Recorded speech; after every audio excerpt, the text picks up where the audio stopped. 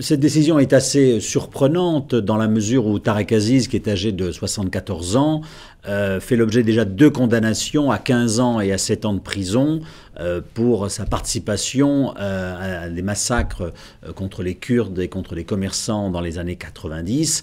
Donc cette 3e condamnation à la peine capitale peut être considérée comme une espèce de provocation dans la mesure où elle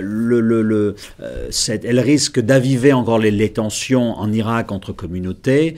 Tarek Aziz n'avait pas de sang sur les mains, il était la vitrine du régime, mais il n'était pas lié aux sales besognes de l'ancien régime. Et à travers cette condamnation à la peine capitale, on voit que la justice irakienne a du mal à tourner la page du passé, et ça montre l'incapacité finalement des autorités irakiennes à faire en sorte que la réconciliation, si difficile à obtenir en Irak aujourd'hui, eh bien cette réconciliation finalement aboutisse. Alors que c'est ce dont ont besoin les Irakiens aujourd'hui. Ça fait 7 mois qu'ils sont sans gouvernement. Le Premier ministre Nouri al-Maliki essaie de succéder à lui-même. Et il essaie de tendre la main à un certain nombre de personnes. Donc aujourd'hui, la justice irakienne, à travers ce jugement très très dur, ferme la porte en quelque sorte à une réconciliation, notamment avec la minorité sunnite qui soutenait l'ancien régime de Saddam Hussein.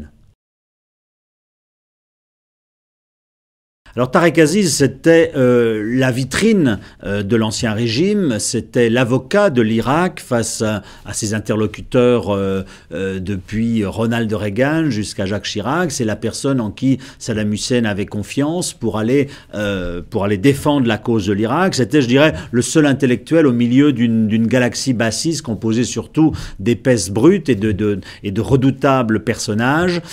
C'était un diplomate apprécié par ses homologues occidentaux, qui étaient raffinés, qui aimaient fumer le cigare, et donc il a représenté pendant 15 ans l'Irak à travers le monde, et il avait noué de très bons contacts avec des diplomates aussi bien américains que français, et c'est la raison pour laquelle, finalement, juste après la chute de Bagdad, eh bien, il s'est rendu aux autorités américaines, pensant peut-être bénéficier d'une mesure de clémence, mais on voit qu'aujourd'hui, ni les Américains, ni le nouveau pouvoir irakien ne sont prêts à lui accorder la moindre clémence.